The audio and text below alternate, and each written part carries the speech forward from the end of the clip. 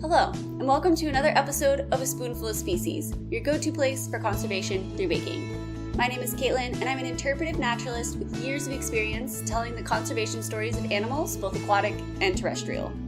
I'm also an avid baker, so each week I bake an animal-themed dessert and then tell the conservation stories for that animal and hopefully help you learn a few fun facts along the way. This week, I used a great cake recipe to make baby sharks. So I'm sure we all have a song playing in our head. I promise not to play that for you this week, but baby sharks are really fascinating. So this week I focused more on the decoration of my baby shark than I did on the recipe for the cake. So you can use any recipe you like. I'll include the one that I used in a link at the top or bottom of this video. I made 3 species of baby shark this week, and all 3 species kind of represent something really interesting about what baby sharks can do. To make your baby shark cake, you will need fondant, preferably white, gel food coloring, clear alcohol, a paintbrush, fudge to mix with your cake, and buttercream icing. To make your baby sharks, first, make a cake.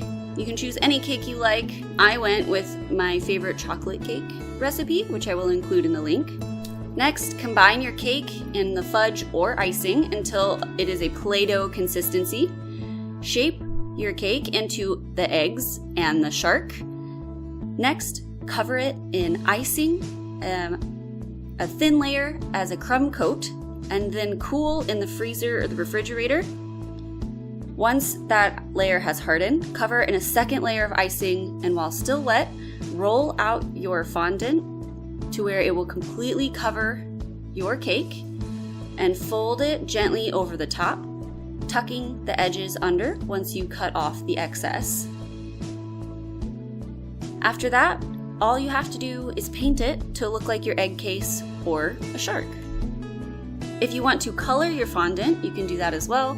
Simply mix in a little bit of the gel food coloring into your fondant and knead until completely colored and combined.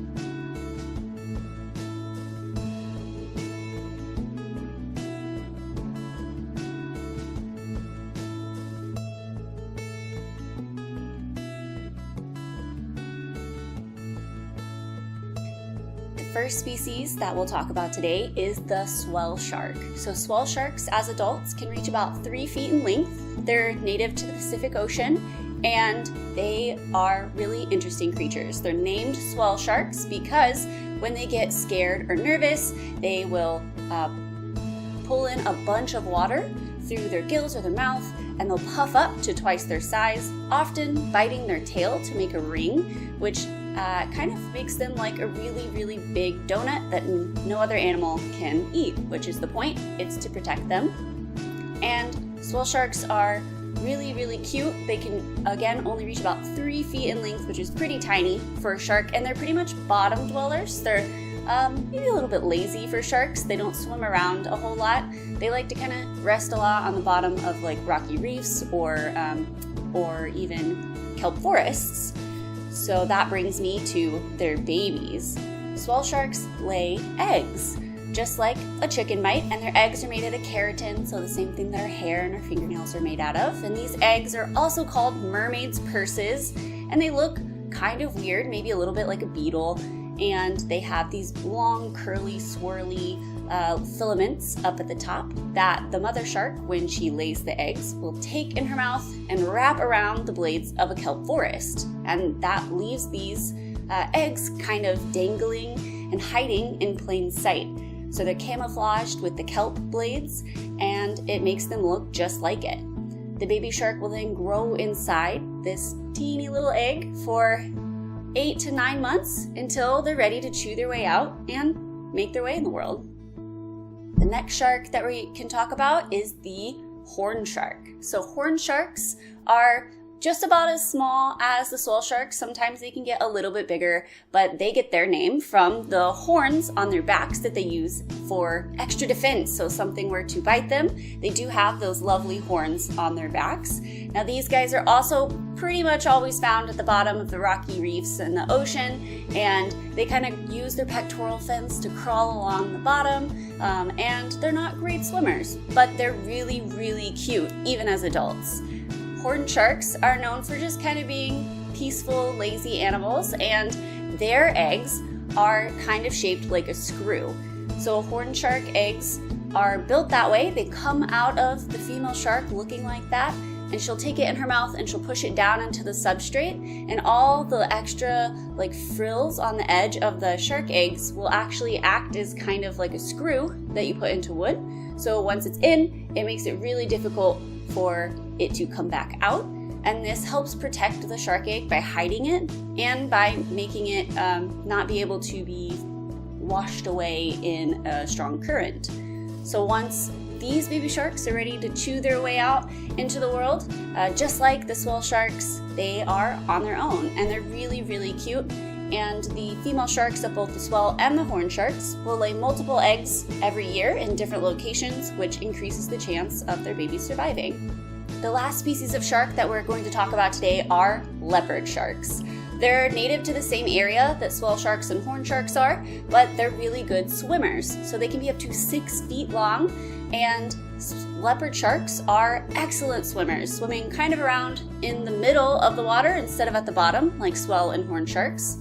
These sharks can be told apart, you can tell them apart from one another, based on the saddles and the spots on their backs, which are all unique, just like our fingerprints are unique. And they give live birth. So instead of having eggs and laying them like a chicken, they give live birth to up to 33 babies at a time every year. And before they give these babies, give birth to these babies, what they'll do is they will all congregate. All the females will come to one area, and they'll swim in warm, shallow water, really shallow, sometimes less than 10 feet, and they will kind of rest on the bottom of the ocean there, incubating their babies in the warm, shallow water until they're ready to give birth. And what's really interesting about these guys is that no one really knows like where they go to give birth or where the males go when all the females congregate. So leopard sharks are extremely fascinating, so are swell sharks and horned sharks. I hope that you now realize that of the 1,000 species of sharks, that they can do basically everything. They can give live birth, they can lay eggs, they can have eggs inside of them that then hatch and then they give birth. So sharks are fascinating, and baby sharks are too. While sharks might lay eggs or give live birth, sharks as a whole are all suffering from global climate change and from overfishing. So the biggest problem with overfishing is that humans catch about 100 million sharks a year to eat. And I don't know if you've ever had shark, I know I haven't, but that's one big thing that you can do to help prevent sharks from going by the wayside. Simply don't eat them. So fortunately for sharks, there are a lot of conservation projects that are going on for them, and the two that I'd like to focus on today are the Monterey Bay's Aquarium Seafood Watch program, which tells you which food, it's an application, and it tells you which seafood is in season and which seafood you should avoid. So it'll tell you to avoid shark, but it'll also tell you what food, what sushi that you're getting or what salmon you're buying at the store is in season and is sustainably harvested.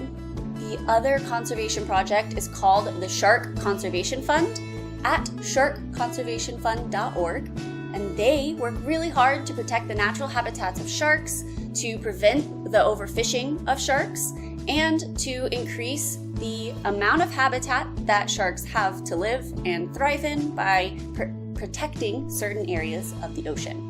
This has been another episode of A Spoonful of Species. If you enjoyed watching this video as much as I had making it, then like, subscribe, and follow me wherever you follow people so I can see you next week.